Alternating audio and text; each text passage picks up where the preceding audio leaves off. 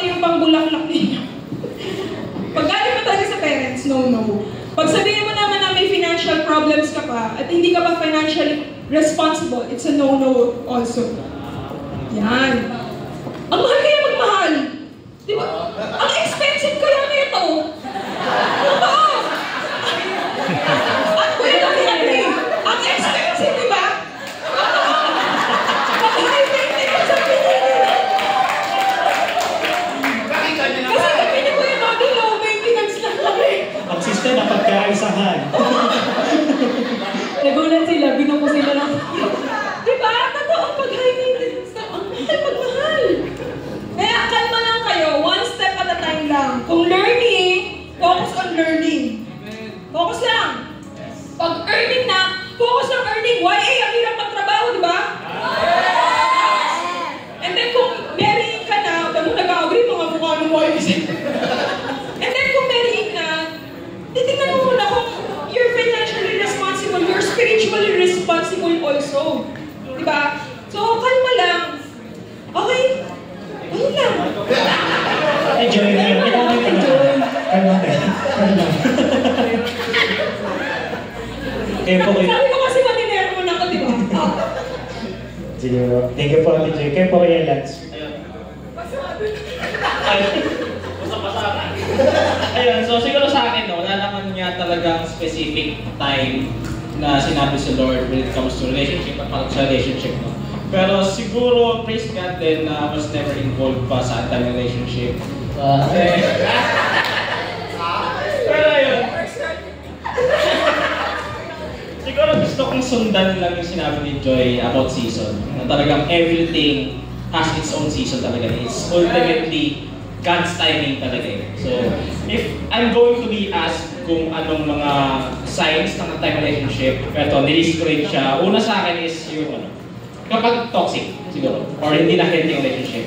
Like for example, doon yung lagi yung nag-aaway, or may selosan, or wala ng peace. Kasi love should make you grow, not drain you. So, pangalawa naman doon, isang signs is kapag walang direction, relationship. Kasi, puso ngayon yung situationship eh. Diba? Meron ganun. Ayun. Situationship na pumapasok lang sa relationship kasi MU kayo. Na gusto niyo isa't isa. Pero yung future nyo, bahala na kung saan mapunta. Hindi yun yung design ni Lord sa relationship eh. Dapat clear yung plans nyo, clear yung saan kayo dapat punta.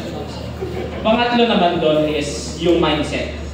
If ang mindset mo sa relationship is kailangan ko siya para maging masaya. Hindi relationship ang kaya. Grabe yung mga nag-react. Ayun, so I just want to say sa inyo na no relationship and no other people can complete you. Only the Lord can. So if yun ang mindset mo in going to a relationship, then no, hindi mo kailangan ng relationship. Ayun, siguro sa akin, I'm not saying that you have to be perfect in terms of relationship, but kailangan aware ka, alam mo, na relationship is a commitment, not just feeling. And the relationship will never, ever complete. So ayun, siguro, you have to check yourself eh. If okay ka ba financially, like sabi nga ni Joy, no? Yung panggastos mo sa date mo ba, eh, galing pa rin sa baon mo, magulang mo, di ba? And okay ka ba emotionally, spiritually. And siguro ito pa yung pinaka-real talk din. You have to check yourself yung meron ka ba unresolved traumas, mga addictions, if meron ka bang emptiness sa'yo. Kasi sobrang risky nun. Kasi pag pumasok ka sa relationship, pwede mong madala yung mga yun sa relationship. So yun, gaya. Pwede bang mag-insert na konti doon? Ay, hindi po.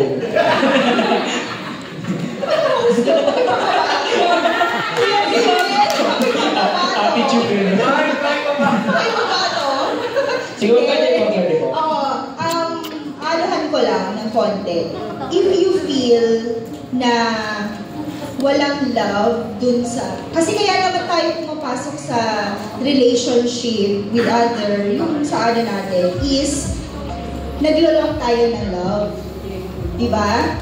Kasi, escape boat natin yan. Bakit? Una, may family problem.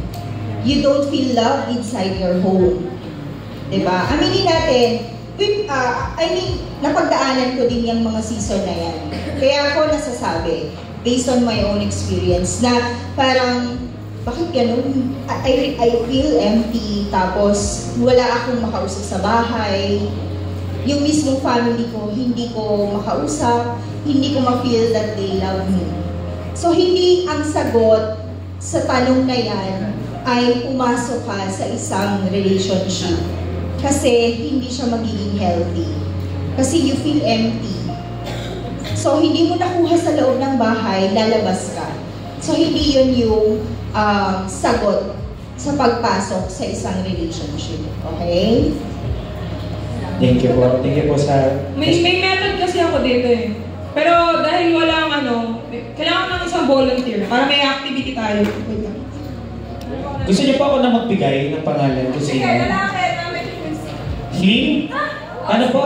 Slim. Okay, lalaki na medyo slim. Medyo slim. Wala ko. Medyo slim. Sige.